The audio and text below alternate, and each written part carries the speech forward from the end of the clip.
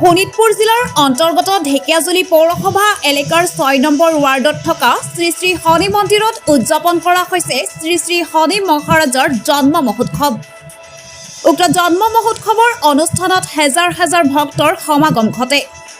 সেয়েহে শ্ৰী শ্ৰী শনি মহাৰাজৰ জন্ম মহোৎসৱ উপলক্ষে ভক্তসকলৰ মাজত শীতল পানী বিতৰণ কৰে মাৰোৱাৰী সন্মিলনৰ ঢেকিয়াজুলি শাখা সমিতিয়ে।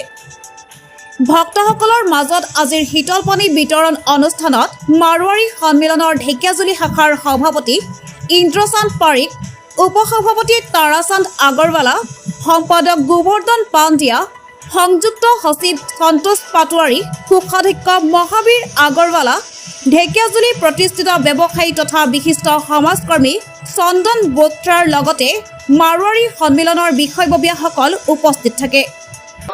কৰ্মফল দাতা শনি মহাৰাজৰ জয়ন্তী উপলক্ষে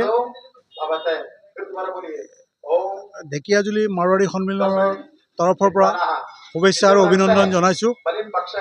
বিগত বছৰবোৰৰ দৰে এই বছৰো মাৰোৱাৰী সন্মিলনৰ তৰফৰ পৰা শীতল পেয় জলৰ ব্যৱস্থা কৰিছে। লগতে এই অনুষ্ঠানটোৰ সৈতে জড়িত প্ৰতিজন ব্যক্তিৰ সহযোগত এই কৰ্মফলদাতা শনি মহাৰাজৰ এই জন্ম জয়ন্তী উৎসৱটি উলহ মালহেৰে পালন কৰাৰ যি পদক্ষেপ গ্ৰহণ কৰা হৈছে, তাত প্ৰতিজন ঢেকিয়াজুলিবাসীৰ ৰাইজে মুক্ত হস্তে সহায় সহযোগ কৰাৰ কাৰণে এই অনুষ্ঠানটো সাফল্যমণ্ডিত হ'ব বুলি আমি দৃঢ় বিশ্বাস।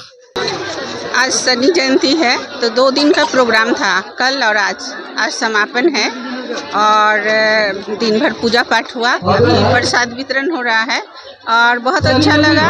सभी भक्तगण विश्व शांति का कामना करते हुए और अपने जहाँ पे रहते हैं उस समाज का सभी का मंगल कामना करते हुए शनि जयंती मना रहे हैं बहुत ही हर्षोल्लास के साथ। तो बहुत अच्छा लगा आज का जो प्रोग्राम यहाँ पे हो रहा है, पूजा हवन कीर्तन सब कुछ। कल का जो प्रोग्राम था वो नाम था और सुबह का अभिषेक था और अभिषेक और हवन अभी भी हो रहा है और रात तक चलते रहेगा। उसके बाद प्रसाद वितरण भी साथ साथ हो रहा है। तो सभी को बहुत बहुत शनि जयंती की शुभकामनाएं। धन्यवाद।